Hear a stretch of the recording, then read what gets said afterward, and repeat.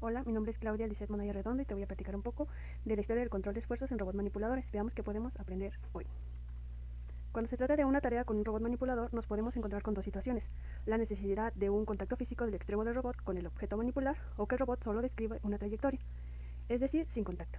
En este último caso, en el que no existe contacto, solo necesitaríamos realizar un control de posición del brazo robótico, es decir, orientarlo y posicionarlo correctamente. Ejemplo de este tipo de aplicaciones puede ser corte por láser, robots de limpieza por chorro, pintura, etc. Sin embargo, para el caso en el que el contacto ocurre, además del control de posición, es necesario un control de esfuerzos, entendiéndose este como el control del par y de la fuerza aplicada por el extremo del robot, de tal manera que ambos controladores se utilicen basándose en los requerimientos de la tarea. Muchos procesos industriales y no industriales, como lo serían los procesos médicos, requieren que el robot manipulador esté en contacto o interactúe con su entorno, lo cual hace necesario el control del movimiento, tanto como de la fuerza. Esto provee al robot de seguridad ante fuerzas de contacto excesivas y aumenta su adaptabilidad. Algunos ejemplos de tareas que requieren este control híbrido son pulido, ensamblado, cirugías robóticas, robots terapéuticos y en general cualquier actividad que requiere una interacción robot-humano. Aquí podemos observar una típica ilustración de un controlador híbrido de posición-fuerza, donde S y S' son matrices diagonales que actúan como modo de cambio de estado, para decidir si el controlador de posición o el de fuerza están en acción. Es importante observar que cuando el robot está en contacto con la superficie surgen algunas restricciones naturales. Hay dos restricciones naturales, definiéndose estas como las que surgen cuando el efector final está en contacto con la superficie. La primera es cuando el robot está en contacto con una superficie y no la puede atravesar, por lo tanto, existe una restricción de posición natural. La segunda es para superficies sin fricción, donde el robot no puede aplicar ninguna tangente de fuerza a la superficie, por lo que existe una restricción de fuerza natural.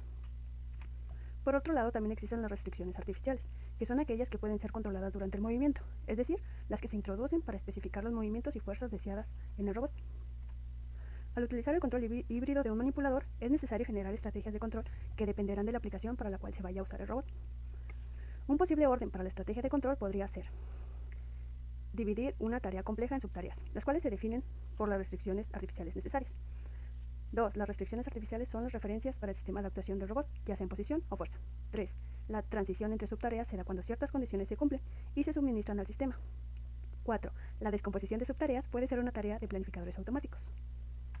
Esta estructura de control tiene la particularidad que cada subcontrol se puede diseñar de manera independiente, donde el control de posición puede ser de tipo PD y el control de fuerza del tipo PIC. Por último, mencionar el papel de los sensores, ya que para que el control híbrido pueda aplicarse y el robot pueda realizar su tarea de manera precisa, es necesario que éste tenga conocimiento de su propio estado. Para esto se utilizan sensores dentro de la estructura del robot, por lo que se llaman sensores internos. Estos brindan información sobre posición, velocidad y aceleración de las articulaciones. Por otro lado, también es importante que el robot tenga conocimiento del estado de su entorno, lo cual se logra con sensores externos, que dan información al robot de su entorno, tal cual como la proximidad, el contacto, la fuerza, entre otros. Viendo un ejemplo de aplicación, utilizaremos un manipulador de 5 barras tipo escala de 2 grados de libertad, como el que se ve en pantalla. La tarea de este robot consiste en el seguimiento de una trayectoria recta aplicando una fuerza de 10 newtons sobre una superficie plana ubicada en su espacio de trabajo. Los pasos para simular esta interacción son: 1.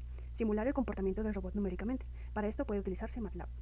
2. Limitar los pares aplicados al robot, considerando los límites de saturación de los actuadores, en este caso como 7.86 newtons.